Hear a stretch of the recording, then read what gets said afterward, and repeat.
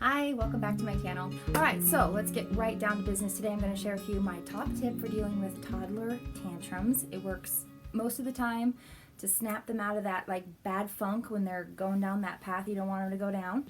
And I'm going to share with you what we do when our kiddos don't want to go to bed, which for us usually only occurs when they're teething, when they're sick, or they've had kind of a transitional stage going down where all of a sudden they realize mom just left the room and I might have something I could do about that. So stay tuned for that.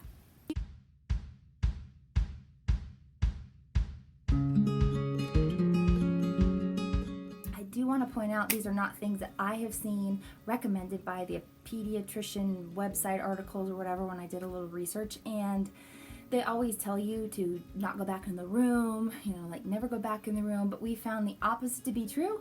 If we come back into the room and are the affirming, reassuring presence for our kids, they get kind of tired of us. What they really want is for us to come back in and get them up.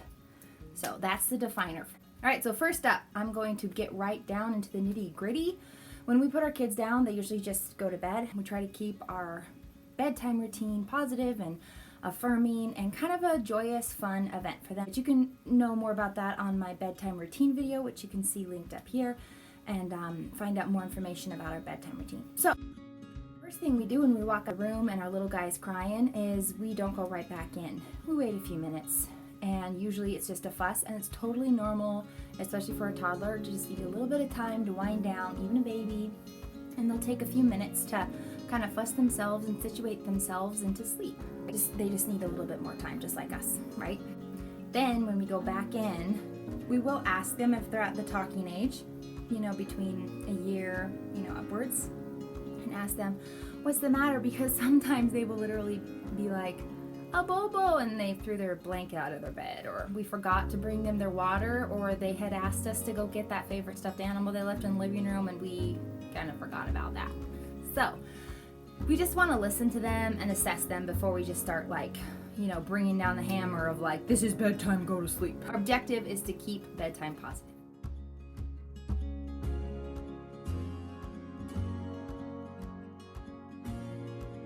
Number 2, we never turn the light on. We leave the lights off, we put our kids to bed in a dark room, and we don't come back in and turn the light on. If we do turn the light on, there's always a low light option available, and that's what we'll turn on, for example, when a child vomits.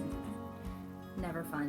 Not ever something you want to wish upon another parent to have to experience, but it happens probably to all of us, and we do want some light on during that situation.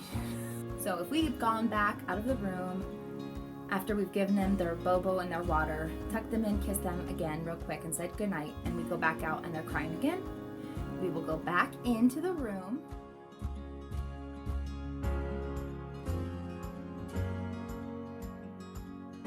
We'll just start the bedtime routine little, ritual all over again. So we'll pat them on the back, we will sing them a song, pray with them, kiss them, hug them, then we'll say, good night, it's time to go to sleep. And at that point, if it starts escalating and they're screaming, we'll go back out and we do what we call a 10-minute timer. Because that's all it is. We just set the timer for 10 minutes. We know they're okay, we've checked them, it's not like they're poopy, they haven't thrown up, we've given what they needed, we've given them the love and the affirmations that we feel like they need before bed, and they're just resisting it. So we go out and we set the timer for 10 minutes, and then if one of us starts feeling overwhelmed by the baby still crying, we tag team. So say I'll go in, then my husband will go in, then I'll go in, if it gets to be for that long. I guess another option that we will do in this is that we'll just stand in there and sing to them. And we'll try to comfort them and pick them up and hold them and sing to them if they want. But even with that, if it's been 20 minutes and they're still not sleeping, or 30 minutes and they're still just crying, we go back in and we'll hold them, because sometimes it's an earache or a stuffy nose. In those situations, we'll come back in sooner, because we know it's not a matter of a resistance as much as it is them just not feeling well. So we'll hold them and we'll rock them and we'll snuggle them in their bedroom.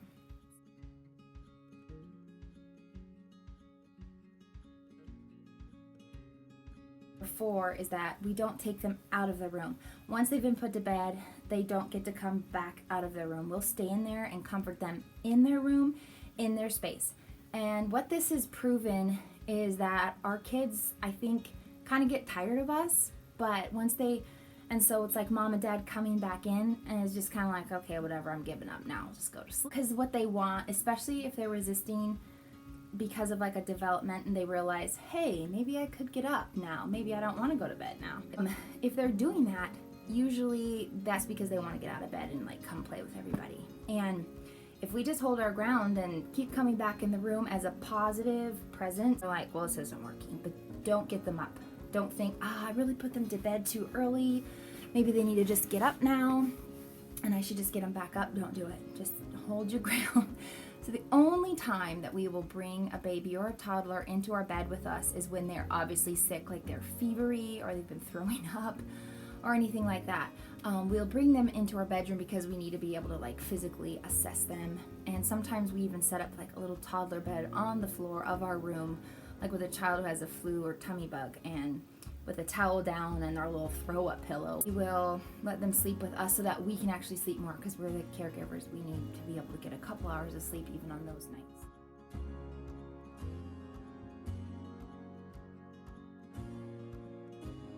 And number 5, my last tip and my favorite tip. If you get anything from this, I hope that you've stayed and watched long enough to get this final tip. And this is how we get a child that's just kind of in a cranky zone. They're not sick and they're not really mad and angsty, but they're just kind of fussy and restless and they won't listen to us. We will try to do a little creative story or say something funny, try to get their mind to jump out of that negative place. And this helps them to snap out of a fit outside of even bedtime. So what we'll do, for example, is, oh, you don't want to go to bed in your bed? Well, where do you want to sleep? Do you want to sleep with the chickens in the chicken coop? Or how about, do you want to sleep with the hippo at the zoo? It awakens the imaginative, creative side of their mind, which pops them out of where their mind is going into that negative space. And it really works almost every time. We just keep saying it. Eventually, as long as we can see that we've gotten their attention, we kind of try to hold that attention. We'll kind of keep going with something, like keep going with the story that we've just sort of made up. So we've kind of entered that zone and we can see they've calmed down and they're ready to listen to us, which almost always happens. Then we can say what we need to say about the bedtime, or we can say what we need to say about whatever it is that they've been resisting us about. Like, I don't want to put on my shoes, or I don't want to, get in the car. I don't want to do what you told me to do. Even in that case, it's like, well, it's too bad you don't have any feet. I mean, it's really too bad. And their brain kind of goes, I don't have any feet. Yes, I have feet. And they have to imagine what they would look like with no feet. And once they've popped into that side of their mind, you've got them. You've hooked them. And so you can't deal with that negative attitude when they're still in it.